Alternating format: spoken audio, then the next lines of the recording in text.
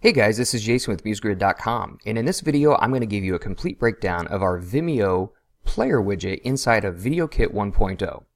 Now, if you haven't already installed videokit, just simply go to the videokit page on musegrid.com, download, double-click on the mulib file for videokit, and you'll see that it'll install directly inside of your library panel, just like this right here.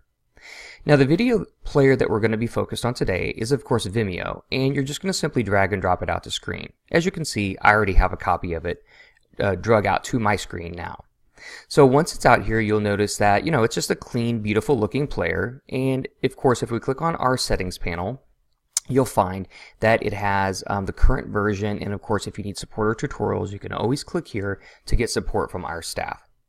Now, in order to use your video that you need to use from Vimeo, excuse me, all you would need to do is get your Vimeo ID, which you can find by going to your Vimeo dashboard and just clicking on whichever video that you want. And how you get the ID is by selecting the ID here at the end of this Vimeo URL address for your said video. So I'm just going to copy this. I'm going to go back to Adobe Muse, and I'm going to simply just paste in my ID. Just like that. Okay. Now, oh, sorry, I have privacy settings on mine, but you get the idea. That's exactly how you're going to go through do it. So I'm just going to undo that. Oh, let me click this and Command Z. There you go. Okay, so that's how you would go in and, of course, grab the ID from Vimeo.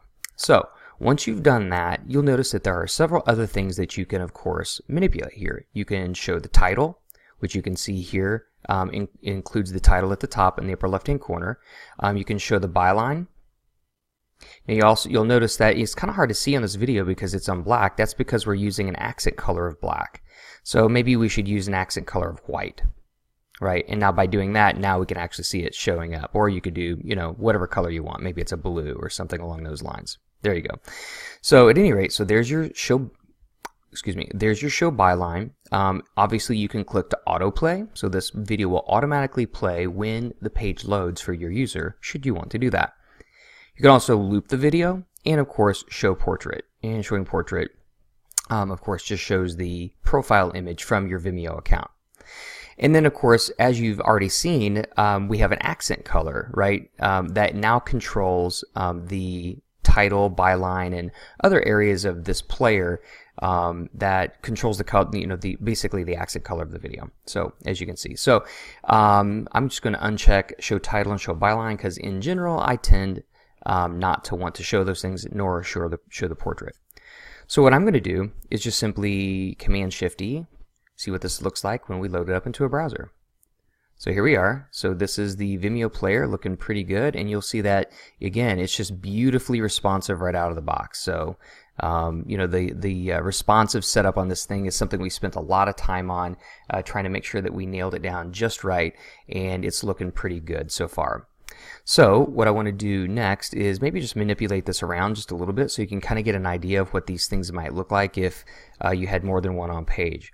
So I'm going to do a Command C, Command V, and I'm just going to scoot this over a little bit, just like so. I'm going to line them up side by side, just like this.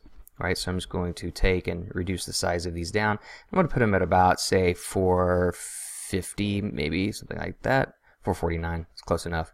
Okay, now what I wanted to point out here is you'll notice that, look at my use case here. So I resized it and the video here shows up fine, but there's a gap down at the bottom. You just need to reduce the container down just like that, and you'll see that it'll snap everything right into place. But notice this one over here, it didn't show a thumbnail. You can occasionally find that this happens inside the design canvas of Adobe Muse, and it's not just video widgets or even our video widgets. It's really any widget that can occasionally make this happen. But it seems to especially happen when you're working with video and trying to stream video in on the design canvas. It doesn't mean anything won't work. It's just I leave these things in these videos, guys, because this is real life stuff. This could definitely happen to you, and I want to make sure that you notice you have at least an explanation for when it does. So what I'm going to do is I'm just going to, of course, reduce this down just like this one, and you'll see that the video most likely will pop right back into place again. So all good there. So what I'm going to do is then Command Shift E one more time. As you can see, it's going to load the video up, and as you can see, it's just responding beautifully, just like that. Looking good, right? You'll notice that there's a little bit of a gap difference here in terms of size just because one is wider than the other, right? They're not exactly the same size in terms of width. This one is 449 now. So if we Command Shift E this, you'll now see that they're the same size, right? So because they're the same width now. So guys, there you go. That's the Vimeo widget for VideoKit 1.0, which is beautifully responsive out of the box, ticks all the boxes that you'll need with a typical Vimeo widget. And guys, hopefully you put this to good use. Thanks.